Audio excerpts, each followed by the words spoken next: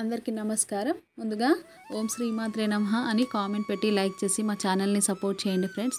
భారతీయుల అతి ముఖ్య పండుగలలో వినాయక చవితి ఒక పండుగ. పార్వతి పరమేశ్వరుల కుమారుడైన వినాయకుని పుట్టినరోజునే వినాయక చవితిగా జరుపుకుంటారు.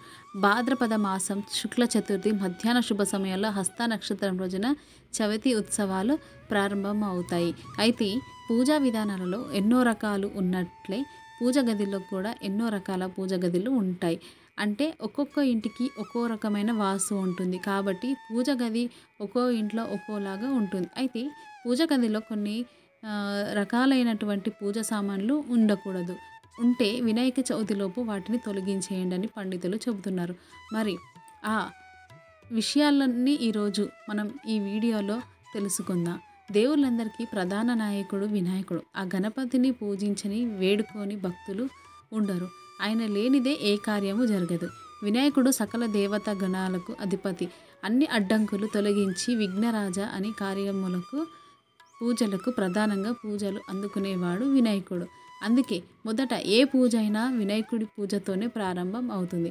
భక్తుడు ఏ పూజ చేయదలుచుకుంటున్నా మొదటి పూజించేది స్మరించుకునేది వినాయకుడిని అని మన అందరికీ తెలిసిన విషయమే. చూడటానికి పూర్ణకుంభం లాంటి దేహం, బాణకడుపుతో తొండము ఉంటుంది. వినాయకుడికి ఇవి పరిపూర్ణమైన ఈ జగత్తుకు గుర్తు. ఏనుగు తల సన్నికలు మేధస్సుకు సంకేతాలు. వక్రతుండ ఓంకార ప్రణవనాద దానికి ప్రతీకలు. ఏనుగు లాంటి ఆకారాన్ని మోస్తున్నది ఓ చిన్న ఎలుక. ఇది వినాయకుడి వాహనం. 4 చేతులు మానవాతీత సామర్థ్యాలకు తత్వానికి సంకేతాలు. ఇలా ప్రతిదీ విశేషమే.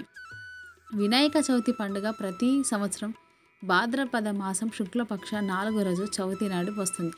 10 రోజులు కొనసాగుతూ చతుర్దశి తిథి నాడు ముగుస్తుంది. భాద్రమాసంలో శుక్లపక్షం 4వ రోజున అనగా చవితి రోజు వినాయక చవితి పండుగను జరుపుకుంటూ ఉంటారు. ఈ రోజు వినాయకుడి జన్మదినం. పార్వతి పరమేశ్వరుల కుమారుడు పుట్టినరోజు ఇది. ఈ రోజున వినాయకుడి విగ్రహ స్థాపన చేసి 9 రోజుల పాటు నవరాత్రి పూజలు చేసి ఆపై ఆ విగ్రహాలను నిమజ్జనం చేస్తారు. వినాయక చవితి రోజు గణనాథుడిని సరికొత్త ప్రతిమను ఇంటికి తీసుకొచ్చి విగ్రహ స్థాపన చేసి పత్రి, పూలు, పండ్లు నైవేద్యాలు పెట్టి పూజిస్తారు. అలా 9 రాత్రుల పాటు ఇంట్లో ఉంచి 10వ రోజు ఉదయాన విగ్రహాన్ని నిమజ్జనం చేస్తారు. నిమజ్జనం వరకు ప్రతిరోజు వినాయకుడికి 3 సార్లు పూజ చేసి నైవేద్యం అర్పిస్తారు. కేవలం ఇళ్లల్లోనే కాదు, కాలనీలో అందరూ కూడా కలిసి దేవాలయాల వివిధ ప్రముఖ ప్రదేశాల్లో వినాయక మండపాలను ఏర్పాటు చేసి పూజలు నిర్వహిస్తారు. వినాయక ప్రతిమలను నిమజ్జనం చేయడం వెనుక చాలా కారణాలు ఉన్నాయి. ప్రాకృతిక కారణం చూస్తే వినాయక చవితి వర్షాకాలం ఆరంభంలో వస్తుంది. వర్షాకాలం ప్రారంభానికి ముందే చెరువుల నుంచి మట్టి సేకరించి దాంతో విగ్రహాలు చేసి వాటిని పూజించిన తర్వాత తిరిగి చెరువులో కలుపుతారు. విగ్రహాలకు చెరువుల నుండి మట్టి తీయడం వల్ల చెరువులో లోతు పెరుగుతుంది. ఆ తర్వాత ఆయుర్వేద గుణాలున్న పత్రితో కలిపి విగ్రహాలను చెరువుల్లో నిమజ్జనం చేయడం వల్ల నీళ్లు పారే వీలుంటుంది. అందులో ఆయుర్వేద గుణాలు కూడా కలుస్తాయి. కాబట్టి వాటిని త్రాగడం వల్ల ప్రజలకు ఎలాంటి ఆరోగ్య సమస్యలు రాకుండా ఉంటాయి. పౌరాణిక కారణాలు చూస్తే వినాయకుడు కైలాసం నుంచి భూలోకానికి వచ్చి కేవలం 10 రోజులు మాత్రమే ఉంది. తిరిగి కైలాసానికి వెళ్ళిపోతాడు. భక్తుల నిత్య పూజలు అందిస్తూ ఉంటే కైలాసానికి దూరంగా ఉంటాడని 10 రోజుల పాటు పూజలు అందుకొని తిరిగి రమ్మని చెప్పి వినాయకుడిని పార్వతీదేవి పంపినట్లుగా చాలామంది చెబుతూ ఉంటారు. ఏ దేవత విగ్రహమైనా సరే మట్టితో చేస్తే అది కేవలం నవరాత్రులు మాత్రం పూజించడానికి అర్హత ఉంటుందని, ఆ తర్వాత అందులో దైవత్వం పోతుందని, అందుకే నిమజ్జనం చేయాలని కూడా కొందరు చెబుతూ ఉంటారు. అయితే వినాయక చవితిలోపు పూజ గదిలో ఉండే కొన్ని పూజ సామాన్లు తొలగిస్తే వాటితో పాటు మీ దరిద్రం కూడా పోతుందని పండితులు అంటున్నారు. మరి ఆ విషయంలోకి వస్తే వినాయకుడికి చెందిన 3 ప్రతిమలను పూజ గదిలో ఉంచకూడదు.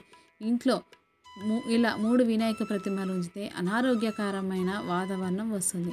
ఆరోగ్యకరమైన వాతావరణం దెబ్బతింటుంది. అంటే నెగిటివ్ ఎనర్జీని పూజ గదిలోకి ఆహ్వానించినట్లు అవుతుంది. తద్వారా అనారోగ్య సమస్యలు తలెత్తుతూ ఉంటాయి. కాబట్టి ఇంట్లో ఒక గణపతి ఫోటోను లేదా ప్రతిమను మాత్రమే ఉంచుకోండి. 3 ప్రతిమలు ఉంటే మాత్రం వినాయక చవితిలోపు వాటిని తొలగించేయండి. లేదంటే దరిద్రాన్ని అనుభవిస్తారు. అలాగే ఇంట్లో శివలింగాన్ని ఉంచకూడదు. కొన్నిసార్లు శివలింగానికి అభిషేకం చేయడం కుదరకపోవచ్చు. అలాంటప్పుడు శివలింగానికి పూజ చేయడం కుదరదు. అందువలన మహాశివుడికి కోపం వచ్చే ప్రమాదం ఉంది. కాబట్టి ఎట్టి పరిస్థితుల్లోనూ కూడా శివలింగాన్ని ఇంట్లో ఉంచకండి. ఎందుకంటే నిత్యం పూజా అధికారాలు జరగవలసిన శివలింగాన్ని మనం ఒక్కరోజు పూజించకపోయినా శివుడికి కోపం వస్తుంది. కాబట్టి శివలింగం గుడిలో ఉండటమే శ్రేయస్కరం. ఇంట్లో ఉండటం అంత శ్రేయస్కరం కాదు. ఒకవేళ మీ ఇంట్లో శివలింగం ఉండి మీరు పూజలు చేయలేకపోతుంటే వినాయక చవితిలోపు ఆ శివలింగాన్ని తీసి దేవాలయంలో వదిలేయండి. లేదంటే కష్టాలు ఎదుర్కొంటారు. అలాగే విరిగిన ప్రతిమలను ఇంట్లో పూజ గదిలో ఉంచకూడదు. విరిగిన ప్రతిమలు అనేవి మన ఇంట్లో ఎప్పుడు కూడా ఉండకూడదు. పూజ గదిలో విరిగిన ప్రతిమలకు పూజలు చేయడం అనేది చాలా అరిష్టానికి దారితీస్తుంది. ఇలా విరిగిన ప్రతిమకు పూజ చేయడం ద్వారా ఎంతటి ధనికుడైనా కూడా నిరుపేదగా మారిపోయే అవకాశం ఉంది. కాబట్టి ఎట్టి పరిస్థితుల్లో కూడా అలా చేయకండి. ఎందుకంటే పగిలిపోయినవి నెగిటివ్ ఎనర్జీని బాగా గ్రహించేస్తాయి. ఇంట్లోకి నెగిటివ్ ఎనర్జీ వస్తే గొడవలు, అనారోగ్యాలు ఇవన్నీ కూడా వస్తాయి. కాబట్టి ఎట్టి పరిస్థితుల్లో కూడా పగిలిపోయిన ఫోటోలను, విగ్రహాలను పూజా మందిరంలో కానీ ఇంట్లో కానీ ఉంచకూడదు. ఇవి ఉండటం వలన భక్తుల ఏకాగ్రతతో దైవాన్ని పూజించలేరు. కనుక పగిలిన లేదా విరిగిన ఫోటోలు, ప్రతిమలు మీ ఇంట్లో ఉంటే వినాయక చవితిలోపు వాటిని తొలగించి ప్రవహించిన నీటిలో పడవేయండి. గుడ్ల గుబ్బపై ఆసీనురాలైన లక్ష్మీదేవి ప్రతిమను ఇంట్లో ఉంచకూడదు. ఎందుకంటే అలాంటి లక్ష్మీదేవి ఫోటో ఇలా ఉంటే ఈ లక్ష్మీదేవి ఇంట్లో నిలబడదు. ఆర్థిక ఇబ్బందులన్నీ కూడా ఎదుర్కోవాల్సి వస్తుంది. కనుక మీ ఇంట్లో గుడ్ల గుబ్బపై ఆసీనురాలైన ఉంటే కూర్చొని ఉన్న లక్ష్మీదేవి ఫోటో ఉంటే వినాయక చవితిలోపు ఆ ఫోటో తొలగించండి. అలాగే లక్ష్మీదేవి నిలబడి ఉన్న ఫోటోను ఇంట్లో పెట్టుకుంటే ధనం అనేది ఇంట్లోకి రాదు. కాబట్టి లక్ష్మీదేవి నిలబడి ఉన్న ఫోటోలు కూడా పూజ గదిలో ఉంచకూడదు. అలాంటి ఫోటో మీ పూజ గదిలో ఉంటే వినాయక చవితిలోపు తొలగించండి. రుద్ర నరసింహ ఫోటోను అలాగే రుద్ర రూపంలో ఉన్న దేవతామూర్తుల ఫోటోలను కూడా పూజ గదిలో పెట్టుకోకూడదు. అలా పెట్టుకోవడం వల్ల మానసిక ఆందోళన కలుగుతుంది. అలాంటి ఫోటోలను వినాయక చవితిలోపు పూజ గది నుండి తొలగించండి. కాబట్టి వినాయక చవితిలోపు మీ పూజ గదిలో ఇలాంటి పూజ సామాన్లు ఉంటే వాటిని తొలగించండి. అప్పుడే మీకున్న దరిద్రం తొలగి మీరు పూజ చేసేటకు ఫలితం వస్తుంది. మీకు ఈ వీడియో నచ్చితే తప్పకుండా లైక్ చేసి షేర్ చేయండి. మరిన్ని మంచి వీడియోస్ కోసం మా ఛానల్ని సబ్స్క్రైబ్ చేయండి. ధన్యవాదాలు.